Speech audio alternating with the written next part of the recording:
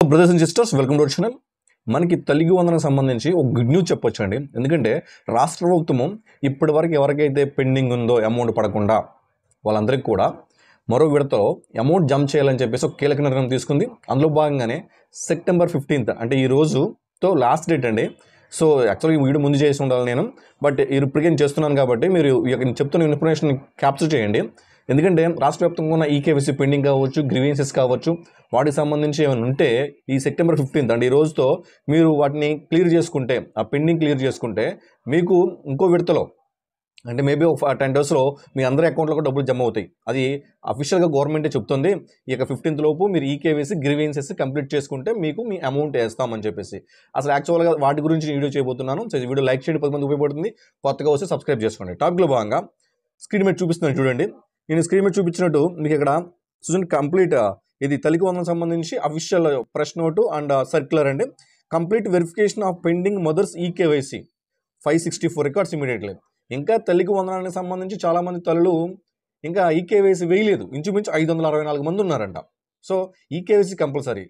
తల్లి అంటే eKYC pending, అంతమంది ఈకేవైసీ వేయించుకున్నాం కదా, అంటే అక్కడ పెండింగ్ ఉంది, హౌస్ హోల్డ్ మ్యాపింగ్లో పెండింగ్ ఉంది కాబట్టి ఈకేవైసీ వేయాలి. ఇక్కడ ఉన్న 564 పేరెంట్స్ ఎవరైతే ఉన్నారో వాళ్ళందరూ ఈకేవైసీ వేస్తే మీ అకౌంట్లో అమౌంట్ జమ అవుతాయి. 13,000 రూపాయలు జమ అవుతాయి. యాక్చువల్గా 15,000 రూపాయలు, 2,000 TMF ఉంటుంది. ఈ 13,000 రూపాయలు మీ అకౌంట్లో జమ అవుతాయి. అలాగే further request to 10,896 grievances related. ఇప్పటికే 10,896 గ్రీవెన్సెస్ పెండింగ్లో ఉన్నాయి. అవి కూడా క్లియర్ చేస్తే వాళ్ళకు కూడా అమౌంట్ వేస్తామని చెప్తున్నారు. ఆల్రెడీ ఇంకెవరైనా గ్రీవెన్స్ రేట్ చేసుకోకపోతే గ్రీవెన్స్ రేట్ చేసుకోమని చెప్తా ఉన్నారు. మీకు అర్థమవుతుంది అనుకుంటా. సో ఈరోజు 15th లాస్ట్ డేట్ అన్నా, సో 2 days మనకు అవకాశం ఉంటుంది కాబట్టి మ్యాక్స్ ఈరోజు కంప్లీట్ చేసుకుంది, లేకపోతే రేపైనా కంప్లీట్ చేసుకోండి, ఇబ్బంది ఏం లేదు. బట్ మీరు ఎగ్జాక్ట్లీ ఈకేవైసీ కానీ గ్రీవెన్సెస్ కంప్లీట్ చేసుకోండి. సో గవర్నమెంట్ చెప్తా ఉంది, ensure update payment failures records. ఇంకో మూడవ కండిషన్ ఏంటంటే ఫెయిల్యూర్ రికార్డ్స్. అంటే అమౌంట్ వేశారు, ఫెయిల్డ్ అయింది. ఎంతండి 39,285 మంది అమౌంట్, వాళ్ళకి అమౌంట్ వేశారు బట్ అమౌంట్ అకౌంట్లో జమ అవ్వాల, ఫెయిల్యూర్ అయ్యింది. ప్రొసీడ్ ఇన్ పేమెంట్ అని చూస్తే వాళ్ళంట వాళ్ళు పేమెంట్ ఫెయిల్ అయిన వాళ్ళు అంటే ఎన్పిసిఐ లింక్ చేసుకోవాలి. సో ఇవన్నీ లింక్ చేసుకోవాలి. ఒకసారి మనం వెళ్దాము. ఇంక చాలామంది చాలా గ్రీవెన్సెస్ ఉంటాయి కాబట్టి ఒక మాటలో చెప్పేది కాదు కాబట్టి ఒక్కొక్క గ్రీవెన్స్ చెప్పుకుంటూ వెళ్దాం. ఓకే, సో మనం ఫస్ట్ గ్రీవెన్స్ చూసినట్లయితే గ్రామ సచివాలయంలో డిస్లెస్టెడ్ లాగిన్లో ఇది అప్లై చేసుకోవాలి. గ్రీవెన్స్ మీకు తెలిసిన విషయమే. సో NPM లాగిన్లో స్టేటస్ చూసి గ్రీవెన్స్ ఏవైతే ఉందో అప్లై చేసుకోవచ్చు. ఫస్ట్ గ్రీవెన్స్ ఏ విధంగా చెప్పొచ్చు అంటే, చైల్డ్ ఈజ్ ఎలిజిబుల్, స్టూడెంట్ ఎలిజిబులే, but details not found in eligible list. Eligible లిస్ట్లో కానీ ఇన్ఎలిజిబుల్ లిస్ట్లో కానీ పేరు రాలి చాలా మందికి. ఎస్ఆర్ నో వీడియో చూసిన ప్రతి ఒక్కరు కూడా అర్థమై ఉంటుంది ఈ కండిషన్. ఎవరికైతే అర్థమవుతుందంటే, ఎవరికైతే ఎలిజిబుల్ కానీ ఇన్ఎలిజిబుల్ కానీ పేరు రాకుండా ఉన్న వాళ్ళకి ఈ విషయం అర్థమవుతుంది. అలాగే child mother are not having rice card లేదని చెప్పేసి వాళ్ళకి ఇన్ఎలిజిబుల్ అయ్యారు. అదేవిధంగా child mother not same household, ఒకే హౌస్ హోల్డ్ మ్యాపింగ్లో లేరని చెప్పి ఇన్ఎలిజిబుల్ అయ్యారు. అదేవిధంగా child mother not the same rice card, ఒకే రైస్ కార్డులో లేరని కూడా, రైస్ కార్డు లేదని ఒక మాట, ఒకే రైస్ కార్డులో లేరు, డిఫరెంట్ రైస్ కార్డులో ఉన్నారని చెప్పి ఇన్ఎలిజిబుల్ అయ్యారు. అదేవిధంగా mother, child or Guardian Aadhaar same UID ఇచ్చారనమాట, అంటే స్కూల్లో ఇచ్చిన పొరపాటు అది. అలాగే child Aadhaar Guardian not house hold, so వీళ్ళెవరు కూడా హౌస్ హోల్డ్లో లేరని చెప్పేసి. తర్వాత ఎలక్ట్రిసిటీ కన్సంప్షన్ అండ్ కరెంట్ బిల్కి సంబంధించి, 4-wheelerకి సంబంధించి, అలాగే గవర్నమెంట్ ఎంప్లాయీకి సంబంధించి, ఇన్కమ్ ట్యాక్స్ సంబంధించి, అలాగే ఇన్వాలిడ్ చైల్డ్ అని కొంతమందికి రిమార్క్స్ వచ్చినాయి, చైల్డ్ ఇన్వాలిడ్, మదర్ ఇన్వాలిడ్ అని చెప్పేసి. తర్వాత ల్యాండ్కి సంబంధించి, అలాగే డెత్ కేసెస్ సంబంధించి, అలాగే నాట్ హ్యావింగ్ రైస్ కార్డ్ అని, అలాగే పేమెంట్ ఫెయిల్యూర్ చెప్పాను. ఇప్పుడు పేమెంట్ డబ్బులు వేశారు బట్ ఫెయిల్డ్ అని వచ్చినాయి. ఎంతమంది? ఇంచుమించు 39,000 మంది పైన. సో అర్బన్ ప్రాపర్టీ, వీటికి సంబంధించి మనం ఒకసారి చూద్దాం. ఓకేనండి, ఒకసారి చూసినట్లయితే ఒకసారి ముందుకెళ్ళి చూసినట్లయితే ఒకసారి తల్లి యొక్క ఆధార్ కార్డు, బ్యాంక్ ఖాతా, NPCI లింక్. చాలామంది చెప్పాను ఫెయిల్యూర్ అయిన అకౌంట్ మస్ట్. ఇది మీరు ఆధార్ కార్డుకు బ్యాంక్ ఖాతా లింక్ లేకపోతే డబ్బులు పడవు. దయచేసి మీరు ఎవరైతే తల్లులు ఉన్నారో వాళ్ళందరూ కూడా NPCI లింక్ చేసుకోండి. అసలు NPCI ఏంటో మీకు తెలియకపోతే, అసలు అంత నాలెడ్జ్ మన దగ్గర లేకపోతే అప్పుడు ఏం చేయాలి? ఇమీడియట్గా పోస్ట్ ఆఫీస్ అకౌంట్ ఓపెన్ చేస్తే ఆటోమేటిక్గా అమౌంట్ మీకు నెక్స్ట్ విడతలో పడతాయి. గవర్నమెంట్ చెప్తుంది మేము నెక్స్ట్ విడత అమౌంట్ వేస్తాం. ఎవరైతే ఫెయిల్ అయ్యారో, అమౌంట్ వేస్తే ఫెయిల్ అయినాయి వాళ్ళందరూ కూడా NPCI లింక్ చేసుకోమని గవర్నమెంట్ చెప్తాను. సో ఫస్ట్ వన్ అది. నెక్స్ట్, తల్లి లేదా పిల్లలు పూర్తిగా రైస్ కార్డు లేకపోవడం. చూడండి, ఇక్కడ తల్లి మరియు పిల్లలు తప్పనిసరి రైస్ కార్డులో ఉండాలి, ఒకే రేషన్ కార్డులో ఉండాలి. లేకపోతే ఈ పథకం వర్తించు. వేరు రైస్ కార్డులు ఉన్నప్పటికీ నగదు మాత్రం జమ అవుతుంది. ప్రెజెంట్ అయితే వేరు కార్డులో ఉన్నప్పటికీ కూడా నగదు జమ అవుతుంది present. So compulsory ration card ఉండాలి, ట్రై చేయండి. ఒకే రేషన్ కార్డులో ఉండాలి. ప్రస్తుతానికి ఏమైనా మిస్టేక్స్ ఉన్నా గవర్నమెంట్ దానికి కన్సిడర్ చేసి అమౌంట్ వేస్తుంది, మీరు అర్థం చేసుకోవచ్చు. అలాగే మనం చూసినట్లయితే తల్లి లేదా పిల్లలు హౌస్ హోల్డ్ ఈకేవైసీ పూర్తి అవ్వకపోవడం, ముందు నుంచి చెప్పుకుంటూనే వస్తున్నాం. ప్రతి ఒక్కరు కూడా ఈకేవైసీ పూర్తి చేయండి. హౌస్ హోల్డ్ మ్యాపింగ్లో తప్పులు ఉంటే సరవుతాయి. ఇక్కడ మీరు అక్కడ మీకు డేటాబేస్ ఉంటుంది, హౌస్ హోల్డ్ మ్యాపింగ్ ఉంది కదా, క్లస్టర్లో ఒక హౌస్ హోల్డ్ మ్యాపింగ్ ఉంటుంది. అందులో తల్లి కుటుంబంలో అందరూ హౌస్ హోల్డ్ అంటే ఫ్యామిలీ మొత్తం కలిపి హౌస్ హోల్డ్ క్రియేట్ చేస్తారు. అందులో తల్లులు పిల్లలు అందరూ ఉంటారు. ఇప్పుడు తల్లి పిల్లలు ఇద్దరు ఈకేవైసీ కంపల్సరీ పూర్తి చేయాలి. సో మీరు పెండింగ్ ఉంటే ఒకసారి పూర్తి చేసుకోండి. నెక్స్ట్ ఓకే, సో అది మనం ఫోన్లో కూడా చేసుకోవచ్చు, ఆ వీడియో చేసిన చూడండి ఒకసారి. లేకపోతే అలాగే కుటుంబంలో ఎవరు కూడా భూమి లేకపోయినా అర్హత మించిన భూమి ఉన్నట్లు చూపించినట్లయితే, సో మీకు మనకి ల్యాండ్ క్రైటీరియా ఉంది కదండి.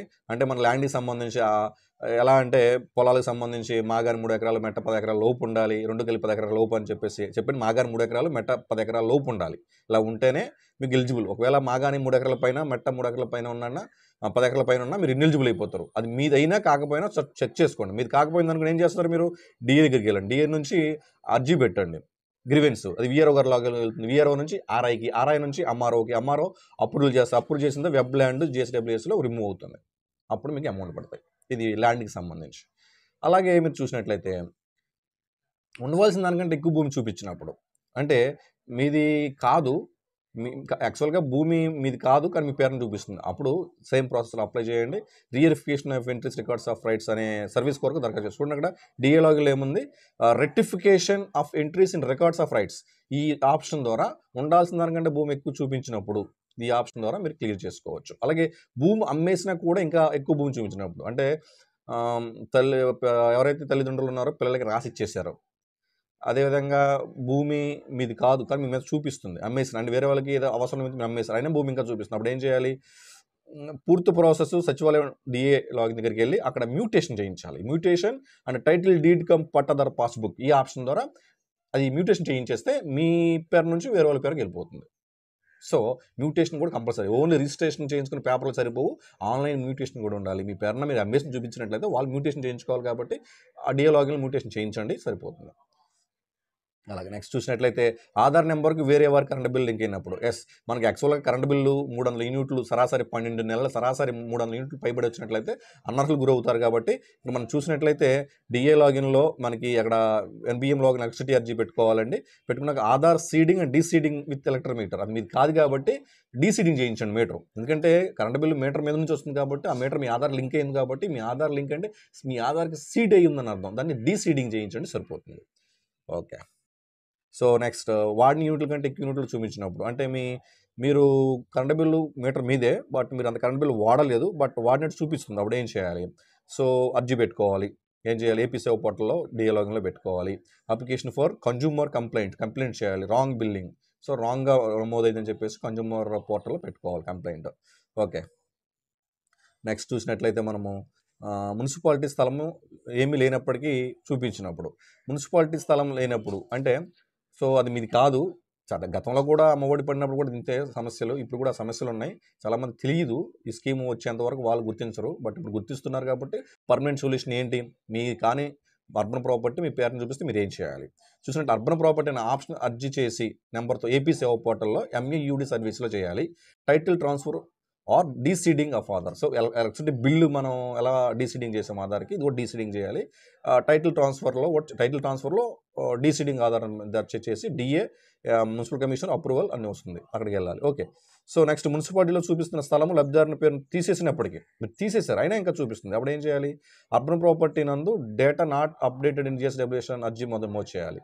సో ఆల్రెడీ తీసేశారు, డేటా అప్డేట్ చేయలేదు కాబట్టి అర్బన్ ప్రాపర్టీ అనే ఆప్షన్ నందు డేటా నాట్ అప్డేటెడ్ అనే జిఎస్డబ్ల్యూఎస్ ఆప్షన్ అర్జీ చేయాలి. ఇది కూడా ఎంఏయూడి డిపార్ట్మెంట్ వారికి ఫార్వర్డ్ అవుతుంది. అలాగే ఇంట్లో ఎవరు కూడా ఆదాయ పన్ను చెల్లించినట్లు చూపించినట్లయితే, సో మీరు చాలామంది ఇన్కమ్ ట్యాక్స్తో ఇబ్బంది పడుతుంటారు, మీరు ఇన్కమ్ ట్యాక్స్ పే చేయకపోతే పే చేసినట్లు చూపించినట్లయితే సేమ్ ఏం చేయాలి, ఇన్కమ్ ట్యాక్స్ సంబంధించి డిఏ లాగిన్లో నుంచి ఎంఆర్ఓకి, ఎంఆర్ఓ నుంచి ఆర్డీఓకి, ఆర్డీఓ నుంచి జేసీకి, తర్వాత అక్కడ నుంచి జిఎస్డబ్ల్యూఎస్ డిపార్ట్మెంట్ డేటాబేస్లో అప్డేట్ అవుతుంది.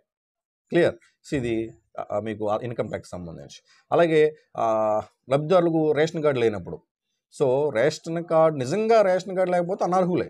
రైస్ కార్డు ఉండి అలా అర్జీ వచ్చిన వాళ్ళు ఏం చేయాలి అంటే, సో డిఏ మళ్ళీ డిస్ట్రిక్ట్ దగ్గరికి వెళ్తారు, వీఆర్ఓ డిఎస్టీ దగ్గర మీరు చెప్తారు, వివరాలు చెప్తారు. సివిల్ సప్లైస్ డిపార్ట్మెంట్ నుంచి మీరు అర్జీ పెట్టుకుంటారు. డిఏ నుంచి వీఆర్ఓ, ఈఆర్ఓ నుంచి ఎంఆర్ఓ, ఎంఆర్ఓ నుంచి అప్రూవల్ అయ్యి జిఎస్డబ్ల్యూఎస్ సివిల్ సప్లైస్కి అప్రూవ్ అవుతుంది. మీకు అమౌంట్ జమ అవుతాయి. అర్హత కలిగి ఉండి, అంటే రేషన్ కార్డు ఉంది బట్ రేషన్ కార్డు లేదని చూపిస్తుంది. ఓకే, ఇంట్లో ఎవరు కూడా ప్రభుత్వ ఉద్యోగం లేకుండా ఉద్యోగం ఉన్నట్టు చూపించినట్లయితే, గవర్నమెంట్ ఎంప్లాయ్ కానీ రిటైర్డ్ గవర్నమెంట్ పెన్షనర్ ఉన్నట్లు చూపించినట్లయితే, మీకు నిజంగా ఉంటే చేసేది ఏం లేదు, లేకుండా ఉన్నట్లు చూపించినట్లయితే అంటే DA login validation with CFMS ID మీరు అప్రూవల్ చేసి జిఎస్డబ్ల్యూఎస్ డేటాలో అప్రూవ్ చేయించాలి.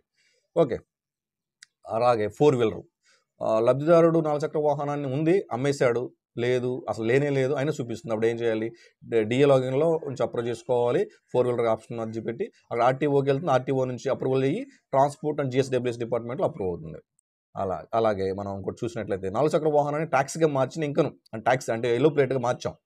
ముందు అది ఓన్ అంటే మీరు పర్సనల్ కన్సంప్షన్కి వాడారు, బట్ కమర్షియల్గా వృత్తిపరంగా వెళ్ళు ప్లేట్కి మార్చారు. అప్పుడు ఏం చేయాలంటే డిఏ లాగిన్ నుంచి ఆర్టీఓ సేమ్ అర్జీ 4-వీలర్కి సంబంధించి డిఏలో నుంచి ఆర్టీఓ నుంచి అప్రూవల్ అవుతుంది. ఆ తర్వాత జిఎస్డబ్ల్యూఎస్ సేమ్ అంటే 4-వీలర్ సంబంధించి సేమ్ ఉంటుంది మనకి. అలాగే లబ్ధిదారులు మరియు పిల్లలు హౌస్ హోల్డ్ మ్యాపింగ్ లేకపోయినట్లయితే ఇప్పుడు ఇమీడియట్గా హౌస్ హోల్డ్ మ్యాపింగ్ యాడ్ చేసుకోవచ్చు. ప్రజెంట్ ఆప్షన్ ఉంది, వెళ్ళండి సచివాలయకి వెళ్ళండి, అక్కడ ప్రతి సచివాలయం స్టాఫ్కి అవకాశం ఉంది కాబట్టి పిల్లల్ని మిమ్మల్ని యాడ్ చేస్తారు హౌస్ హోల్డ్ మ్యాపింగ్లోకి. ఓకే, తరువాత సరైన ఆదాయ ధృవీకరణ పత్రం లేనందున చాలామందికి ఇలా వచ్చింది కాబట్టి రేషన్ కార్డు లేదా రైస్ కార్డు సమస్య వస్తుంది. ఇలా ఈ సమస్య ఎవరికైతే అనర్హుల జాబితాలో పేరు వచ్చినట్లు తప్పనిసరిగా విద్యార్థి పేరుపై మరియు తల్లి పేరుపై ఆదాయ ధృవీకరణ ఇన్కమ్ సర్టిఫికేట్, విద్యార్థి పేరుపై మరియు తల్లి పేరుపై ఆదాయ ధృవీకరణ పత్రం ఇన్కమ్ సర్టిఫికేట్ గ్రామ సచివాలయంలో లేదా మీ సేవలో ఆధార్ కార్డు నెంబర్కి అది దరఖాస్తు చేయాలి.